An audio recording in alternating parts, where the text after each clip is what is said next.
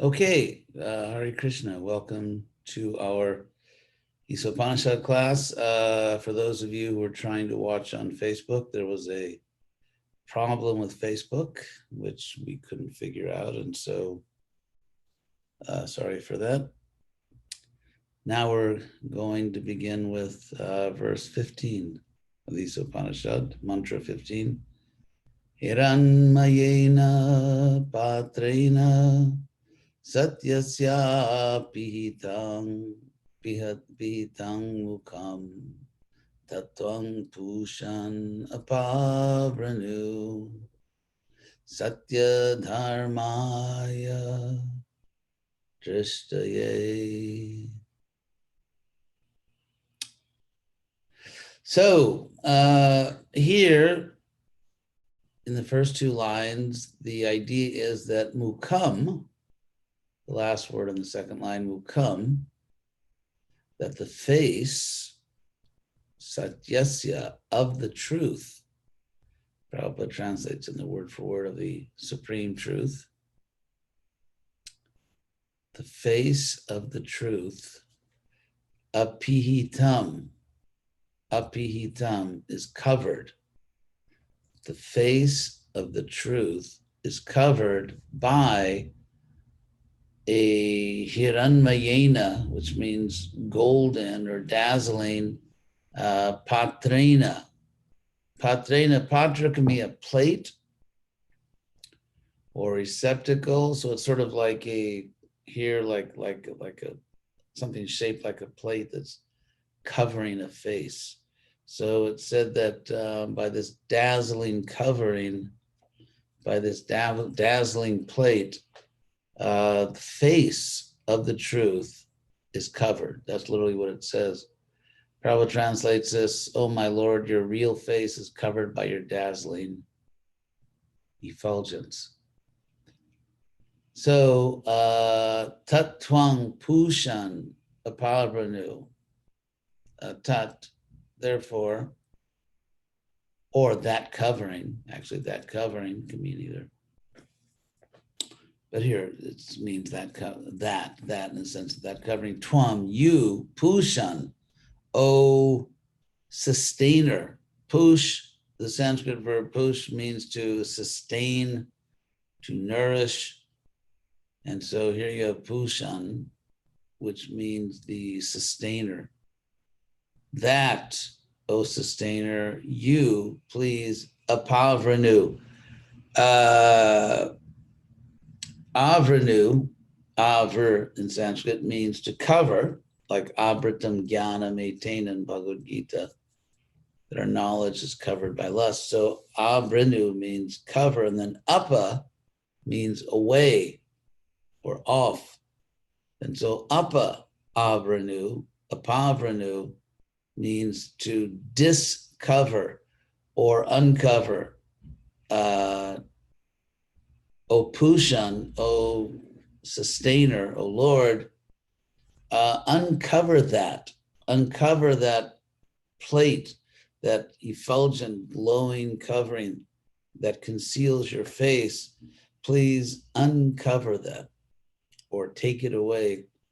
Satya Dharmaya Drishtaye. So Drishtaye means for the drishti, which means darshana, for the seeing, so that I can see you. Please do it for Satya Dharmaya, your devotee who follows the real Dharma, which is, of course, Krishna consciousness.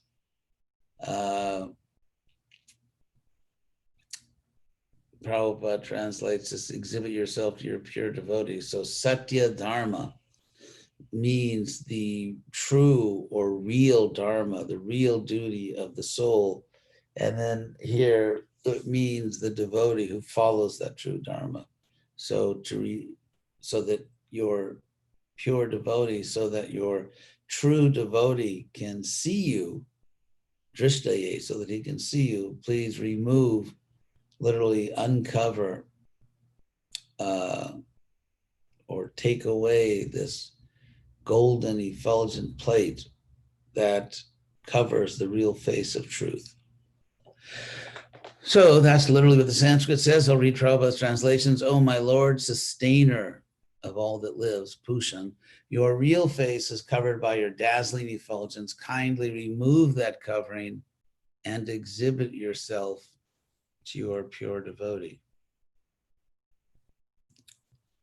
So the next verse, 16, is Pushan, again addressing the Lord as Pushan, Ekarshe. Ekarshe is, it comes from Eka, the one or the only, Rishi, sage.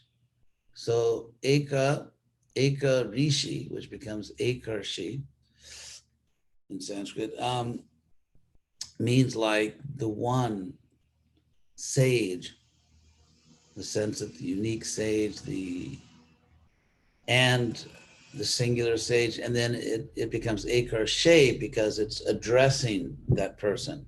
It's directly addressing. So, oh, one sage, or Prabhupada calls it the primeval philosopher. Pushan, oh, sustainer, oh, the one sage. Yama, the regulating principle, because that's what yam actually means. In Sanskrit, the verb yam, as in the yoga system, yama niyama, means to restrain,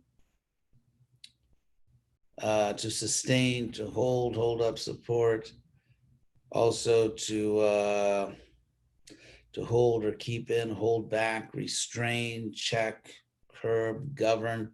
So yama, the one who governs, the one who restrains people from doing bad things and so on.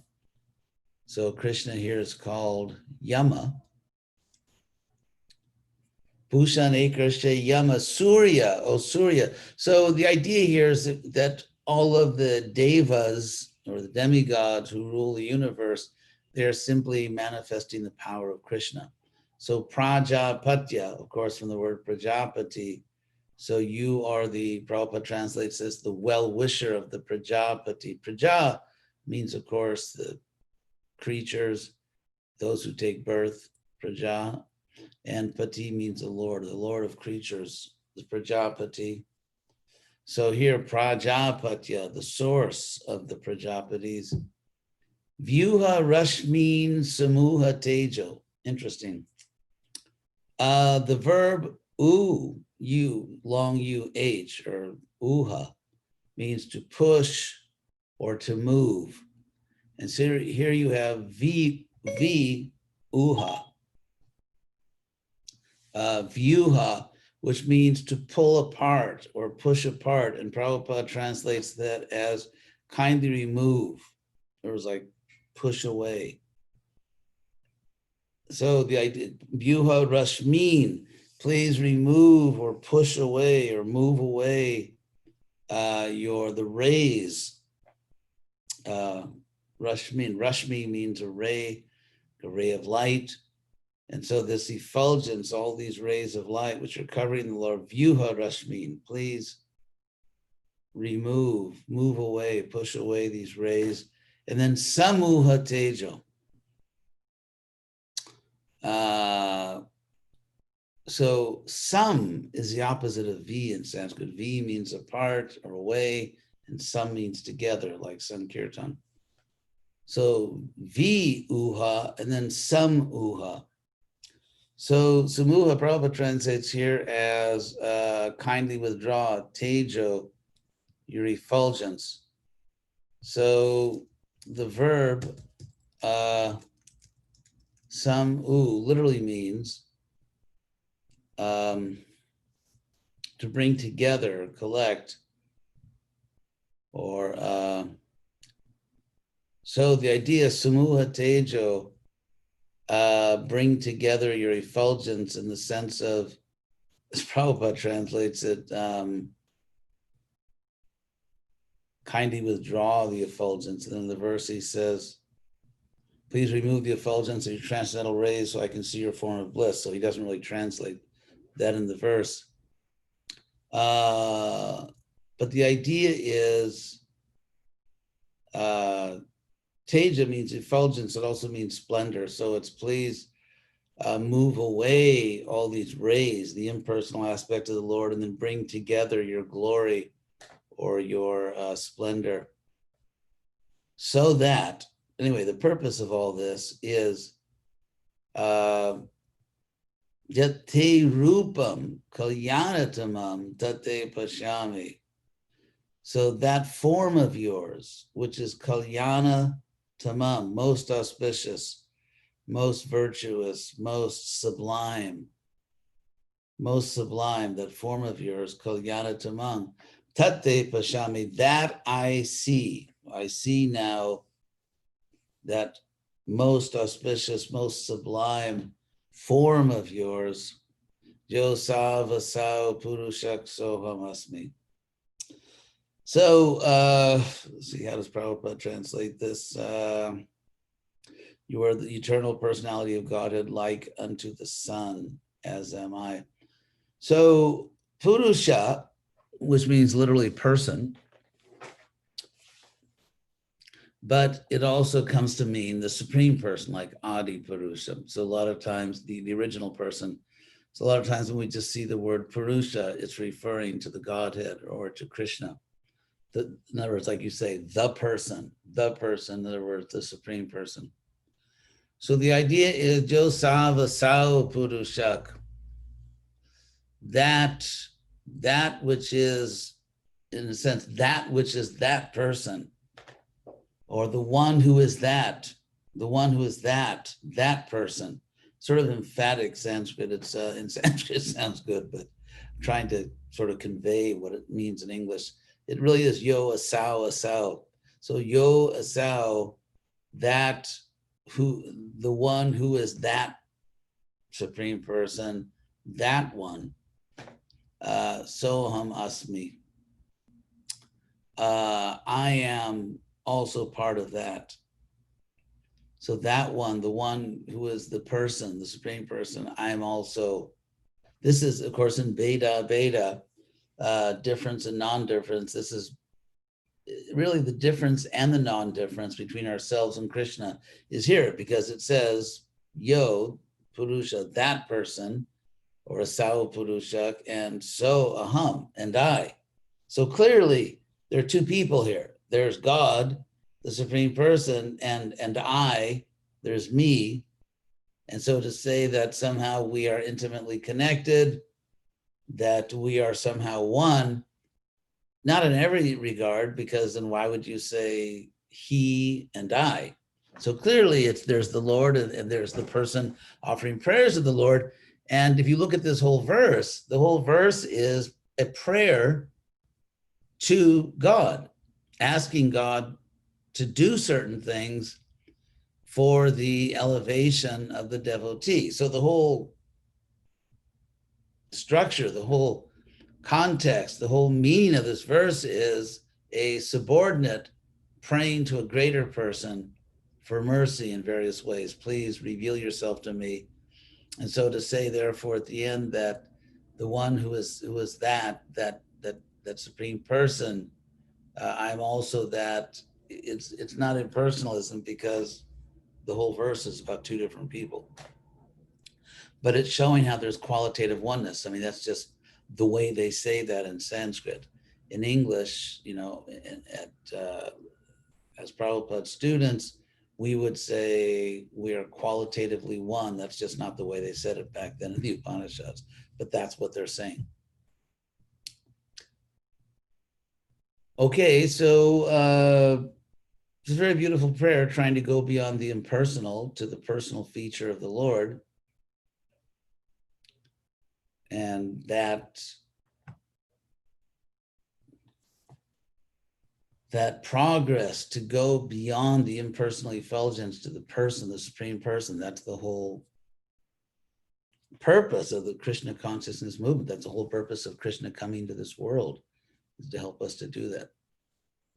So then in verse 17, Vayur anilam amritam atedam bhasmantam shariram. Om krito smara, kritang smara. Krito smara, kritang smara. So here, the verse begins, Krishna here is being addressed as all the different demigods, the idea being that the ecstatic author of these verses looks around the universe and sees only Krishna, sees only the Supreme Person. Krishna says in the Gita, one who sees me everywhere and who sees everything in me is the real yogi, the best yogi. So here, the author of this sublime Vedic literature, you can watch as he or she looks around the universe and sees only Krishna everywhere and is glorifying all these Krishna as really being behind and the essence of all these great cosmic powers and elements and administrators. So here, it begins Vayur. This is not an address. This is not addressing Krishna's Vayu because it's not in the vocative case. So it's a third person. It says Vayur Anilam Amritam Atedam Basmantam Shariram. So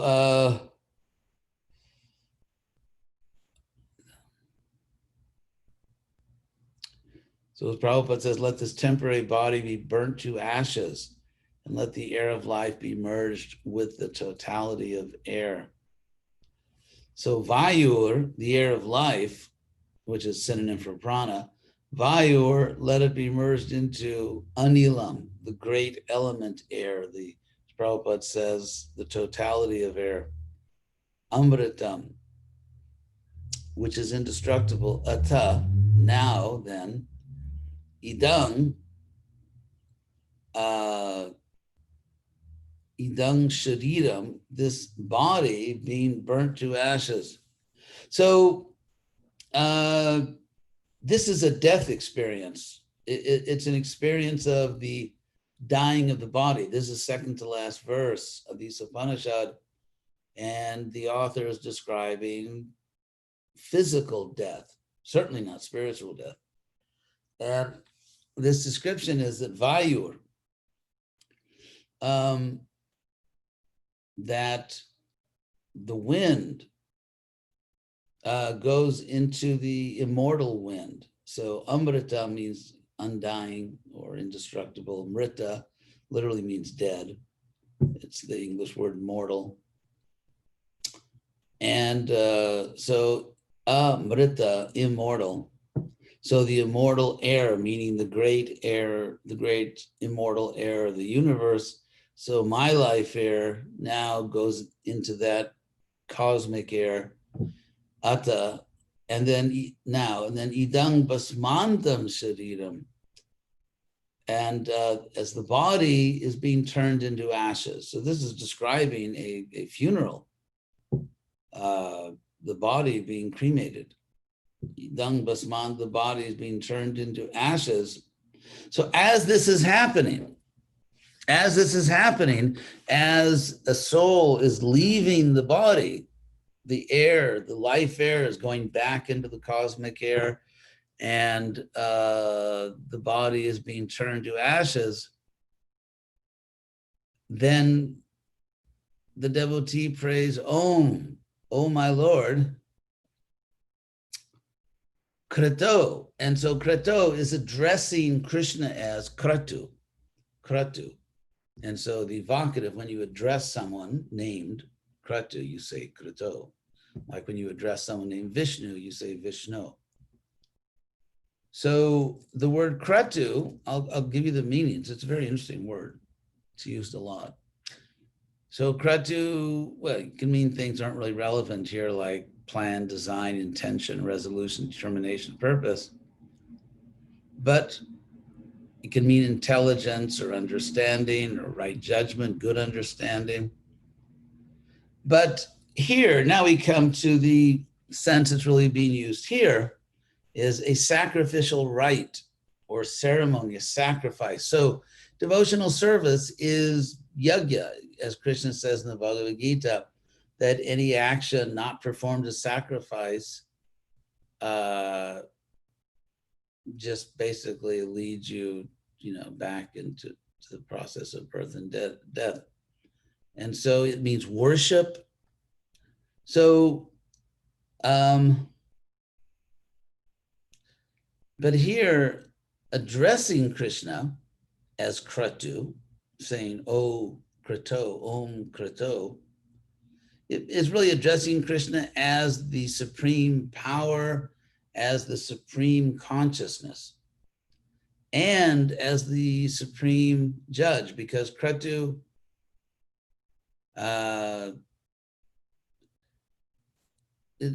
deliberation or consultation. So addressing Krishna like, "Oh, supreme power, oh, supreme intelligence, the ultimate judge of everything." And so here the verse says, "Om Krato, oh my Lord Kratu, smarta, remember." So this is actually a direct, it's not a command, not that the devotee is ordering Krishna, but it's just saying like, help, like save me. Remember, Kritam, what I have done. Remember what I have done. Om Krito Smara Kritam Smara. So this, just as in the last few verses of the Gita, is a common way of speaking in Sanskrit, that when the speaker is becoming very emotional, very emotional, exhilarated, or just feeling very, very strong emotions, then the words are repeated. So Om Krito, oh my Lord, the supreme intelligence and judge, Smara Kritang Smara, remember what I've done, remember. And then Krito Smara, oh supreme power, remember what I've done. And so you have the word Smara is repeated 4 times. 4 times. In fact, the word smara, which is used 4 times in the last 2 lines, is like half the words, practically half the words in the second part of this verse, or this mantra. So Om Krito Smara, Kritang Smara, Krito, again, Krito, oh Lord, Smara, Kritang Smara. So it's very dramatic. Someone is actually leaving their body. That the body is, the person is in a sense witnessing their own cremation. Somehow this person is retaining their consciousness, and as their life air is merging back into the cosmic air, as the body is, as the shariram, the body is being burnt to ashes, as these things are actually happening, the author is crying out to the Lord, Om Krito Smara, Kritang Smara, Krito Smara, Kritang Smara. So very powerful. Very dramatic verse, actually, if you look at it closely. So now the last verse of the Isopanishad, let's see if we can get this done. So Agni, now addressing Krishna as fire. Agni, from which we get the English word ignition or ignite. Agni. So Agni means, oh Agni, addressing him. Naya, lead us onto the right path. Supata. Supata means the right path or the good path. So, and Naya means lead. Lead us on the right path. And Krishna's also, here the word raye, which Prabhupada translates as for reaching you. For reaching you.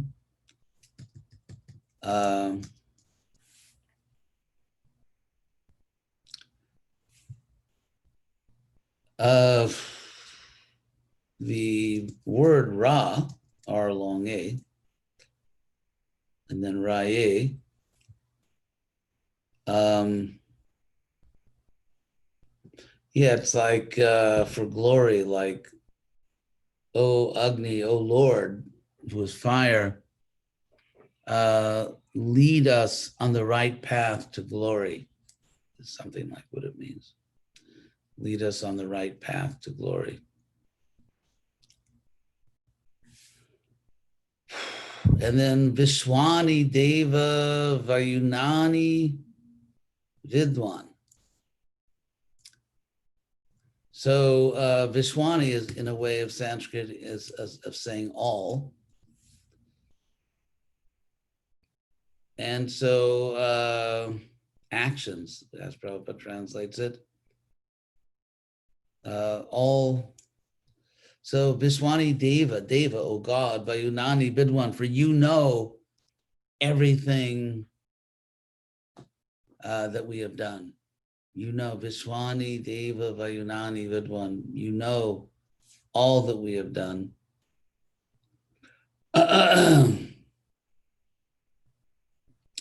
So then Yudhyasmaj, remove from us Juhuranam Eno, all hindrances on the path, all vices. The word Juhuranam is these are very interesting Vedic words that you don't see so much outside the actual Vedas. Actually, Juhuranam, the dictionary translated as moon. But here, Prabhupada translates it, all hindrances on the path, all vices, Bhuhi stang te nama uktim bidhema. And so I render unto you this nama ukti, this sort of verbal surrender, or this bowing to you through words. Bhuhi stang te. So because I have many sins and obstacles, temptations, and therefore please remove all this.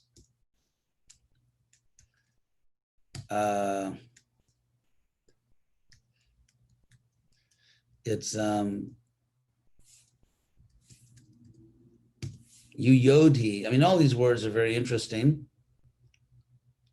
Ward off, drive away. So Yuyodhi Asmad, please drive away, or from us, Juhuranameno, this sin. Drive away all sinful reactions from us.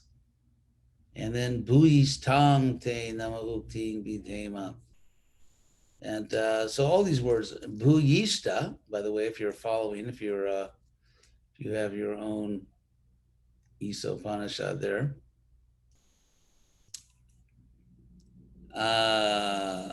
Abundant, Bhuyishta, it's sort of like from the verb bhu.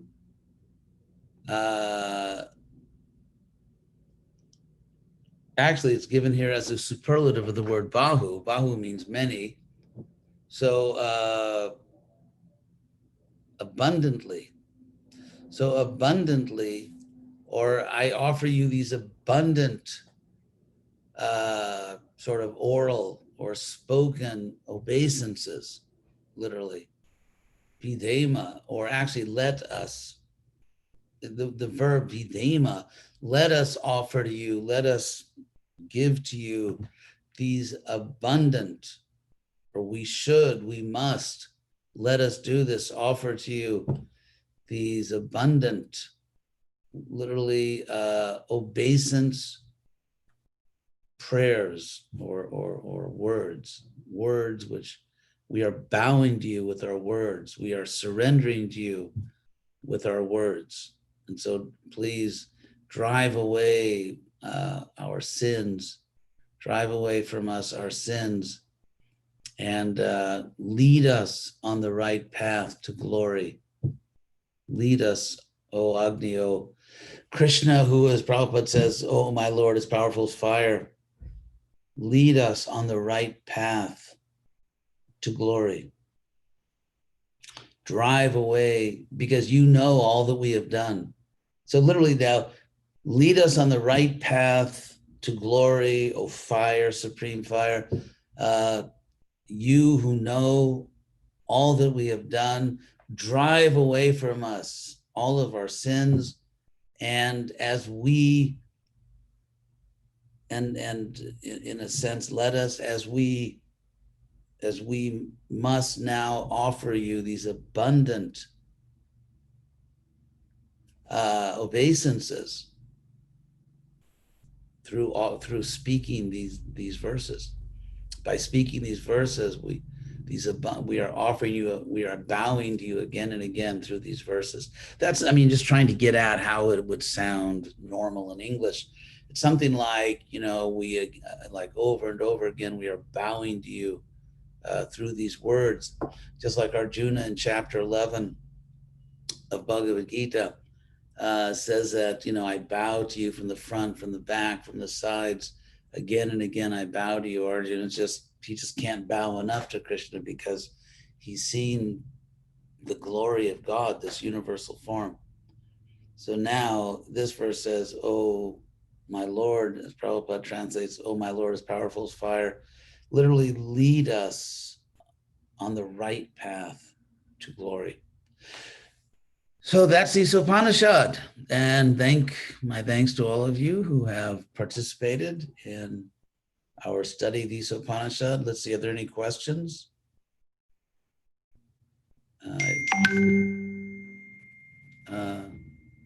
Okay, that's right. They're not coming in on another platform here. With the world being so chaotic right now, and always, wildfires, amoral politicians, well, that's being very generous to call the politicians amoral. How can we stay focused on this message that we should see Krishna in everyone and everything? Well, for one thing, don't spend too much time reading the news, because I mean, the news has become like a cesspool. It's just become like diving into a place of, stool and urine. Sorry for that graphic language, but it is kind of in our tradition. So just like there are filthy places that really stink, they smell bad, and today those things are called newspapers. And so we should, I mean, to some extent, of course, we want to kind of keep up what's going on so we don't appear foolish in public. But if we get too much into the news, we're not going to have a good life. We should hear about Krishna, especially when we still have so many families, societies, responsibilities. Well, yeah, so we deal with the material world as much as necessary to carry out those duties, and not more than that. Whatever has to be done just to take care of our responsibilities, our real duties, we do that. We are responsible people, but nothing more than that. And then another question is, what is the whole purpose of the Sri Isopanishad mantras? Well, the purpose is Krishna consciousness. The Isopanishad exists to lead people to Krishna consciousness. That's Krishna says clearly in verse 15 of Bhagavad Gita, Vedaischa sarvair aham eva vedyo. By all the Vedas, I alone am to be known. So this is part of the Vedas, Isopanishad, and Krishna says its purpose is to know me. So that's the point of it. Okay, I guess another question. Thank you very much for participating in our Isopanishad study, which we've now, I can't say we completed it because we just talked a little bit about the Isopanishad. There's so much more to say. And yes, next week we will return to the Bhagavatam class, I guess on Sunday, and then we'll announce the time. It may be a little later, like 9:00, but very soon, and certainly several days before the class, we will post that. Perhaps at 9:00 on Sunday, but please check to confirm that. Thank you again. So my sincere thanks to everyone that's listening to these classes. And I hope you'll be back next Sunday. Hare Krishna.